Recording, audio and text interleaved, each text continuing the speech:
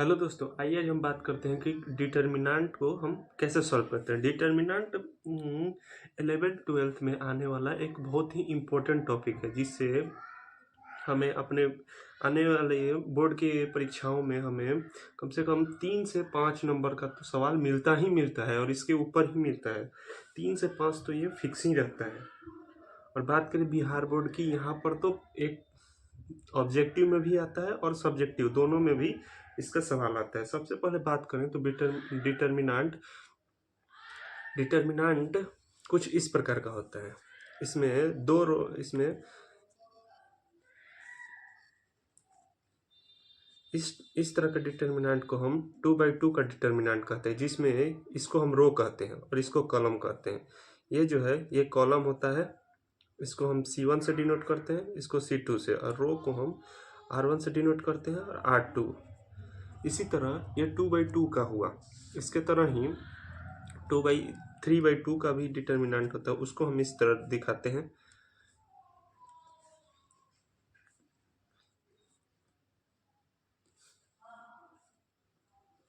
ये 3/3 का डिटर्मिनेंट हुआ, जिसमें हमें 3 ठो रो मिला है। ये रो 1 होगा, ये रो 2 होगा, ये रो 3 होगा। इधर ये C1 होगा, ये कॉलम 2 होगा, ये कॉलम 3 होगा। इसको हम C1 C2 C3 से डिनोट करते हैं। सबसे पहले हमारे जो बोर्ड परीक्षाओं में आते हैं उसमें ये 2 तरह के तो मुख्य हैं, इसी से अधिकतर आते हैं।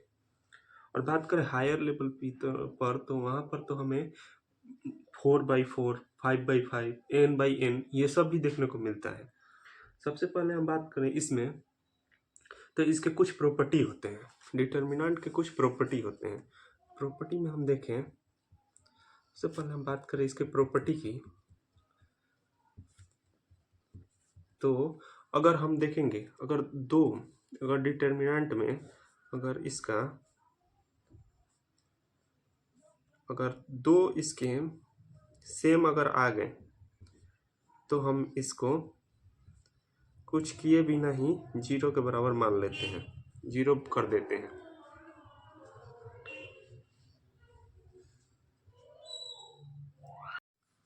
इसको हम इसका कोई भी, अगर इसका 2 कॉलम एक समान आएगा तब भी 0 हो जाएगा, अगर यही 2 रो एक समान आ जाएगा तब भी ये 0 हो जाएगा। डिटर्मिनेंट का जो मान आएगा वो 0 के बराबर आएगा।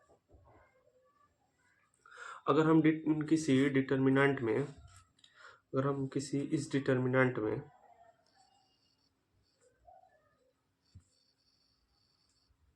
B1 B2 B3 C1 C2 C3 अगर लिखते हैं और हमें इसमें m से इसको मल्टीप्लाई करना होगा, तो सबसे पहले हम क्या करेंगे कि या तो हम एक ठो ऊपर में मल्टीप्लाई करेंगे, या तो एक पूरे रो में मल्टीप्लाई करेंगे, या तो फिर एक कॉलम में मल्टीप्लाई करेंगे। इसको हम इस तरह लिख सकते हैं,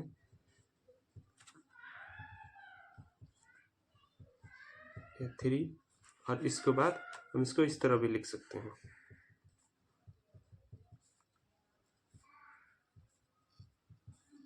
ये एक फॉर्मेट हुआ जिससे हम डिटर्मिनेंट में किसी को भी मल्टीप्लाई इस तरह से करते हैं। अब हम आगे देखेंगे कि किसी भी डिटर्मिनेंट को हम उसके वैल्यू कैसे निकालें, से कि हम डिटर्मिनेंट से कैसे डील करते हैं। सबसे पहले हम क्या करते हैं कि ये जो है एक सिंपल टाइप का डिटर्मिनेंट है, इसके 2 रो हैं और 2 कॉलम भी हैं।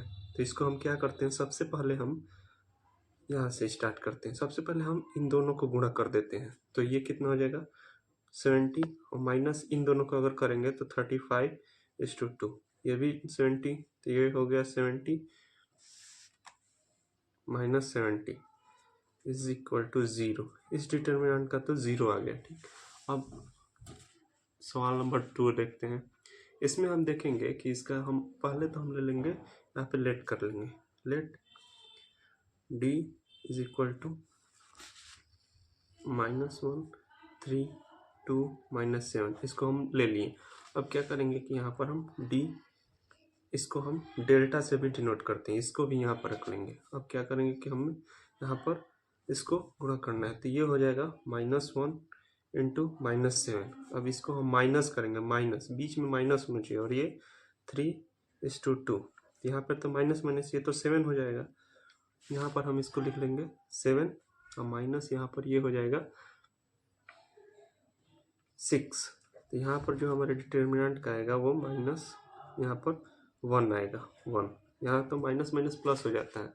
हम कुछ चिन्हों की बात करें, यहाँ पर सबसे पहले होता है minus cross minus is equal to plus, minus cross plus is equal to minus, and plus cross plus to plus. ये आपको हमेशा याद रखना होगा, ये कुछ रूल्स होते हैं। इसकी तरह हम चिन्हों को आगे पीछे कर लेते हैं। अब हम देखेंगे ये जिसमें कोई दो टर्म हमको एक्स और वाई के टर्म में दिया, तो वैसे ही हम लेट करके डी ले लेंगे। अब डी करने के बाद क्या करेंगे कि हमको यहाँ पर, तो यहाँ पर सबसे पहले हम इन दोनों को गुणा करेंगे, तो यहाँ पर हो जाएगा एक्स और यहाँ पर माइनस वाई। अब हम इसको इस तरह लिख सकते हैं एक्स और माइनस इंटू माइनस तो प्लस हो जाएगा, तो वाई। ये हमारा तीसरे सवाल का ये आंसर है। अब हम देखेंगे एक 3/3 के 3/3 वाले को हम कैसे सॉल्व करते हैं। बात करें अगर 3 नंबर और 5 नंबर वाले सवालों की, तो इस तरह के सवाल आपको अक्सर देखने को मिलेंगे कि हम इसको कैसे सॉल्व करते हैं। सबसे पहले हम स्टेप बाय स्टेप कैसे सॉल्व करते हैं बेसिक से, उस तरह हम आपको देखते हैं। सबसे पहले हम क्या करेंगे कि हम इस रो और इस रो, इसमें से हम किसी एक को ले लेंगे। ये ध्यान रखिएगा कि या तो इसी रो को लेकर चलिएगा, इससे हमें आसानी होगी, या तो एक कॉलम को ले लेंगे, उससे हमें आसानी होगा। तो हम रो को लेकर सॉल्व करेंगे। सबसे पहले हम क्या करेंगे, हम 11 को ले रहे हैं, हम 11 को लिए। उसके बाद इसका ये वाला सब बंद हो जाएगा, ये वाला भी खत्म, इसको हम नहीं लेंगे, इसको भी नहीं लेंगे। अब हम इन दोनों को लेंगे, तो इधर 15 आ गया, 16 आ गया, इधर 18 आ गया, इधर 19 आ गया, ठीक। अब दूसरा जो होगा ये माइनस होगा, यहाँ पर हम माइनस लिखेंगे 14। अब इसको इधर, इसका ये सब बंद, इसका ये सब बंद, तो यहाँ पर हो जाएगा 12, 18, 13, 19। इसी तरह हम इसको 17 को लेंगे, तो ये प्लस में होगा, यहाँ पर एक प्लस माइनस प्लस इस तरह जाएगा। यहाँ पर हम लेंगे तो यहाँ पर हो जाएगा, फिर ये पूरा बंद, ये पूरा बंद, तो यहाँ पर हो जाएगा 12, 15, 13, 16। अब हमको इसका मान निकालना है कि इस डिटर्मिनेंट का क्या होगा। तो सबसे पहले अब हम क्या करेंगे कि अब हम गुणा करेंगे, तो यहाँ पर 11, अब इन दोनों का गुणा अगर हम करेंगे,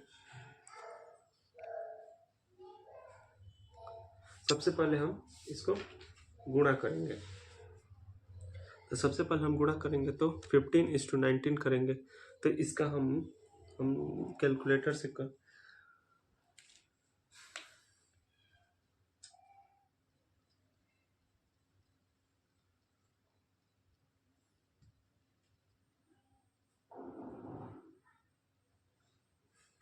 सबसे पहले बात करें हम इसके दोनों का, तो हम सबसे पहले गुणा करेंगे, तो हम 15:19 करेंगे, तो हमें आ जाएगा 285। अब माइनस करेंगे 16:18, इसका आ रहा है 288। मैं इसको कैलकुलेटर से कर रहा हूँ, आप लोग इससे अपने से कर सकते हैं। अब यहाँ पर हम लिखेंगे, सभी को हम आगे गुणा करके लिख लेंगे।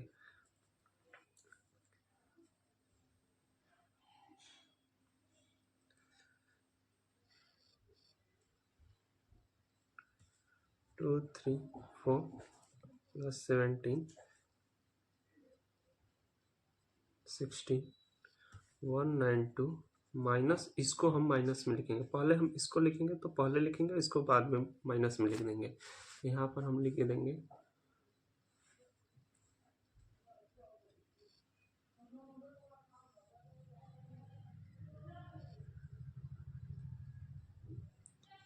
195, इस तरह हम लिख देंगे।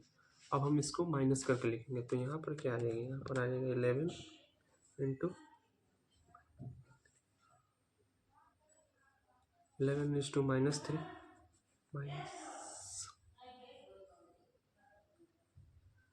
-3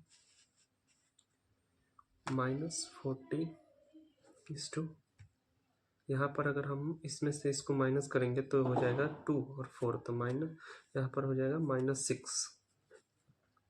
प्लस 17 इस टू यहाँ पर हो जाएगा 3 -3, टोटली -3 आ गया। तो यहाँ पर करेंगे तो -33 4